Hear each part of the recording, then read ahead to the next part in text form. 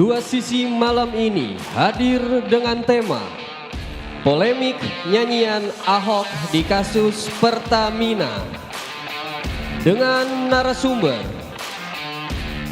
politisi Partai Gerindra Hendarsa Marantoko,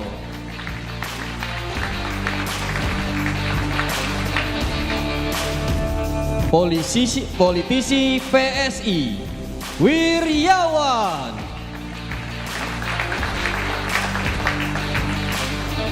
politisi PDI Perjuangan Ferdinand Huta Hayan,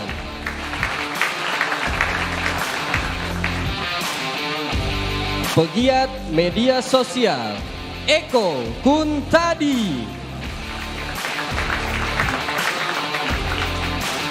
dan inilah pembawa acara kita malam ini, Arif Fadil dan Aditya Nugroho. Assalamualaikum warahmatullahi wabarakatuh. Selamat malam pemirsa. Anda kembali menyaksikan program Kebanggaan Anda Dua Sisi dengan dua host kesayangan Anda, Aditya Nugroho dan Arif Fadil. Kejaksaan Agung ini baru-baru ini membuka atau mengungkap dugaan kasus korupsi tata kelola minyak di Pertamina dari tahun 2018 sampai 2023. Melibatkan petinggi-petinggi dari Pertamina. Angkanya yang fantastis, 193,7 triliun rupiah. Jadi memang ini lagi ramai diperbincangkan ya, dan dipergunjingkan juga. Betul. Gitu, karena angkanya fantastis kan.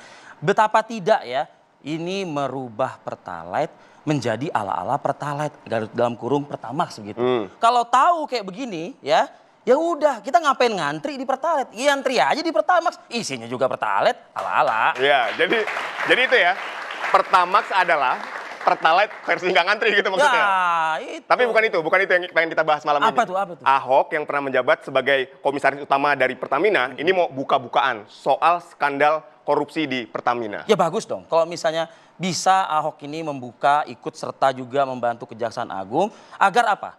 Kasus ini kita sepakat ya, untuk menjadi terang benderang. Betul, tapi kenapa baru sekarang, Vi? Bukan saat Ahok ini menjabat sebagai komut dari Pertamina. Itu kan momennya lebih pas tuh. Ya, tapi ya apapun itu ya, ini kan dia itu hanyalah sebagai komisaris utama, bukan sebagai direktur utama. Kalau mau beres ini, dia harus jadi direktur utama. Yakin beres? Beres. Orang-orang yang masih itu lagi, dari lembaga yang udah dibubarin. Iya. Udah langsung kita bahas lah. Langsung aja kita bahas malam ini. Ada siapa? Kalau dari saya nih, malam ini saya akan menghadirkan langsung Ferdinand Huta Hayan. Baik, dari saya ada Bang Hendar, silakan. Baik. Selamat malam Bang Ferdinand, apa kabar? Selamat malam, kabar baik.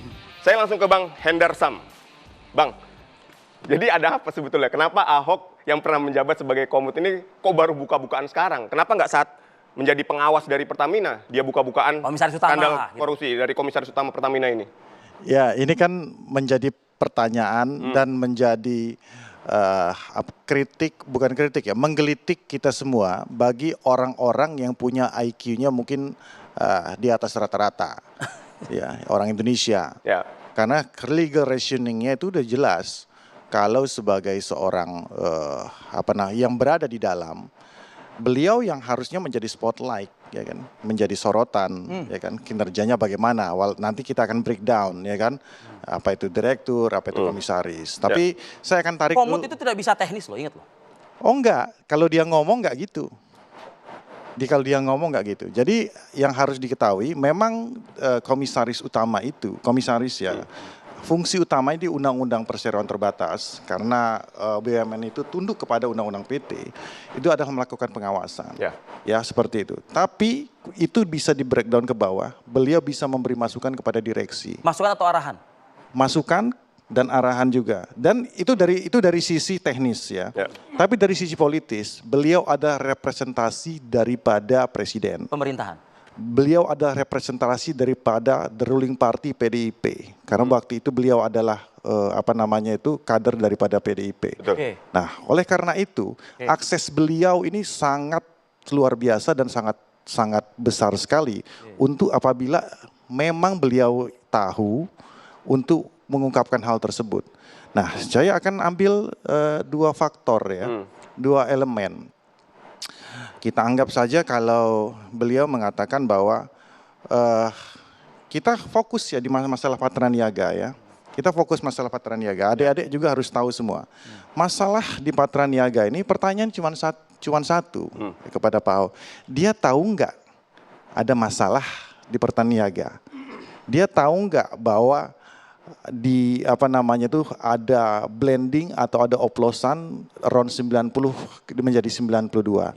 Nah, dia tahu tidak bahwa selama periode dia dan periode sebelumnya Pertamina ini saya bisa katakan dari zaman Orde Baru sampai dengan sekarang ini selalu menjadi bancakan. Selalu menjadi BUMN tanda kutip yang paling kotor di Indonesia. Ya kan? Kenapa Anda bisa bilang yang paling kotor? Ya Anda lihat saja, sekarang nggak usah jauh-jauh lah. Pejabat-pejabat Pertamina zaman dulu itu rumahnya di mana? Iya kan? Itu pejabat level-level middle loh. Dan berapa orang juga yang sudah berpakaian oranye kan begitu ya? Nah, yang berpakaian oranye itu cuma yang atas-atasnya, yang ke bawah-bawahnya kan enggak. Nah, jadi Anda mempertanyakan, Ahok tahu enggak gitu kan? Ya sekarang begini, makanya saya lanjutkan. Sekarang dia tahu atau tidak? Nah, kalau dia tidak tahu, artinya dia tidak melakukan fungsi pengawasannya sebagai seorang komisaris.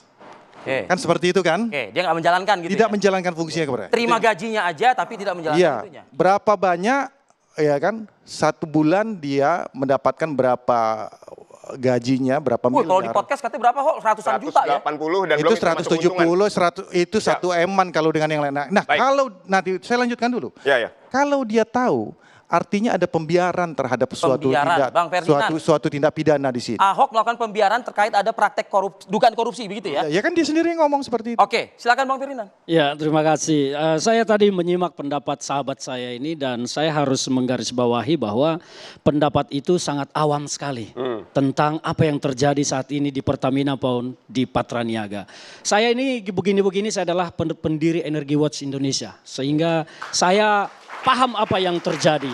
Jadi kembali kita kepada soal Ahok. Tadi beliau menyampaikan bahwa ada pembiaran, tahu tidak? Ahok itu dalam beberapa podcast yang kita lihat, kita saksikan, beliau itu bicara tentang apa yang terjadi di Patraniaga maupun di Pertamina. Terutama pada konsep metodologi atau sistem pengadaan barang jasa. Tidak bicara tentang BBM jenisnya, bagaimana produknya, bagaimana menghasilkan itu. Dan banyak masyarakat kita ini yang tidak paham bagaimana cara BBM RON 90 itu diproduksi menjadi ada, RON 88 itu menjadi ada seperti apa. Tahunya mereka RON 90 dibeli. Kalau mau tahu sekarang adik-adik nanti bisa cek, di belahan bumi ini hampir sudah tidak ada kilang minyak yang memproduksi RON 90. Ya. Hampir sudah tidak. Jadi kalau soal Ahok dikatakan membiarkan, tidak. Ahok itu sudah menyampaikan berkali-kali untuk memperbaiki sistem tata kelola pengadaan barang jasa. Nah itu disampaikan dalam beberapa podcastnya untuk memperbaiki, termasuk bagaimana, kenapa tidak e-katalog segala macam. Tapi apakah ini di saat Ahok ini menjabat sebagai Komut Pertamina? Dilakukannya? Dilakukan. Kalau kita melihat bahwa Ahok sudah menyatakan menyurati Kementerian BUMN. Menyampaikan semua itu tetapi tidak ada tanggapan. Bahkan beliau meminta untuk menghadap Presiden, Pak Jokowi tidak memberikan waktu sampai Jokowi lengser. Boleh saya tidak diberikan waktu. Boleh saya bantah. Jadi tidak bisa Ahok dikatakan tidak melakukan pengawasan. Ya, silakan. Ya, podcast dari Ahok tuh saya sudah nonton 3 kali berulang-ulang. Jadi rajin bro nonton. Ya karena saya untuk datang ke sebuah acara literasi saya harus kuat dong. Ya kan masalah itu. Masalah Patraniaga tidak pernah dijawab oleh Ahok, dia tahu apa tidak. Secara detail. Itu sudah pernah ditanyakan. Saya bisa confirm pada saat ini, dia tidak pernah, dia ngeles di situ. Jadi cuma ditanyakan, Pak, pasal Patraniaga segala macam, dia ngeles. Dia bilang bahwa kinerja saya udah buat e-katalog, saya sudah kirim suratnya bukan masalah Patraniaga. Masalah yang lain. Jadi itu general, surat itu general, bukan hanya spesifik Patraniaga, tetapi general. Enggak ada. Kenapa tidak spesifik? Beliau itu adalah Komut Pertamina Holding. Patraniaga masih punya komut lagi, punya komisaris-komisaris lagi. Jadi beliau ini adalah Komut Holding. Artinya surat beliau itu melaporkan kepada Presiden melalui Kementerian BUMN itu secara general. Di situ disampaikan termasuk di Patraniaga, di Pertamina Kilang Internasional, Pertamina International Shipping, Pertamina Hulu, semua disampaikan apa yang makanya gini. Ulang-ulang nontonnya. Enggak, masalahnya beliau kan hanya menonton di situ, kalau saya kan mengetahui banyak di sana. Masalahnya gini, ya kan? Saya fokus ke masalah Patra Niaga. Ya kan? Ingin memfokuskan ke masalah itu dan masalah Ahok tahu atau tidak tahu. Ya, dan bagaimana respon dia terhadap tersebut. Nah, teman-teman dari yang pro Ahok ingin melebarkan masalah itu ke soal kinerja dia yang masalah surat menyurat segala macam. Simpel pertanyaannya, masalah Patra Niaga ini dia tahu atau tidak tahu? Cuman itu aja. Ya jelas tahu dong. Makanya beliau menyampaikan supaya tata kelola pengadaan crude maupun BBM produk itu dirubah. Jangan sekali 3 bulan tender, tetapi beliau minta dimasukkan ke katalog. Minta supaya perusahaan asing menaruh barangnya di sini. Ada dong. Oh berarti Anda tidak 3 kali nonton. Kalau 3 kali nonton pasti menyimak. Ini pengetahuan Anda atau memang Ahok mengetahui betul soal Patra Niaga atau mengetahui betul soal tata kelola pengadaan barang jasa. Tetapi kalau soal produk saya tidak bisa bicara apakah Ahok tahu atau tidak. Tapi kalau saya sangat tahu. Gak tahu kan? Loh, bukan tahu tentang produk, tetapi soal tata kelola Ahok sangat tahu. Karena beliau adalah orang manajemen. Jadi beliau sangat memahami tentang tata kelola pengadaan barang jasa. Tetapi saya bilang soal produk BBM. Sekarang pertanyaan saya, kalau masalah tata kelola, kenapa dia tata kelolanya tidak diperbaiki? Beliau sudah minta diperbaiki, bahkan minta supaya dibuat katalog. Tidak, ternyata kan jebol juga. Tidak dilakukan Tidak dilakukan, tapi jebol juga. Jebol kenapa? Juga. Karena sekarang, tidak dilakukan pengadaan barang jasanya melalui e-katalog. Kenapa dia tidak pada saat, saya simpelnya gini ya, ini ya secara politis. Kalau memang dia itu niatnya sungguh-sungguh. Baik misalnya. Baik sungguh-sungguh ya. Mencegah kebocoran ya kan, dia kan kalau di podcast tuh mukanya merah sampai marah. Macam dia yang pahlawannya kan gitu kan. Cuman kalau kita lihat, dia tuh sebenarnya gampang. Secara formal dia mungkin bisa surat menyurat, mungkin ya.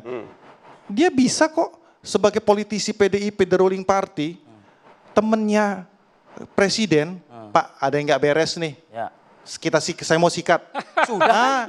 Pak Ahok sudah menyatakan dia minta waktu bertemu dengan presiden sampai Pak Jokowi selesai jabatannya tidak dikasih. Nggak ada. Bagaimana ini? Ini penyampingan isu itu di situ. Loh kok penyampingan isu? Tidak demikian. Itu yang kita sebut. Ini yang kita sebut politis. Nah, pertanyaan saya gini ya. Saya balik lagi ke dasarnya. Kalau seumpama Kejagung tidak membuka masalah ini, ya kan? Ahok bersuara enggak? Itu masalahnya enggak ada. Ini pertanyaannya, itu masalahnya. Pertanyaannya kurang berkualitas. Oke, baik.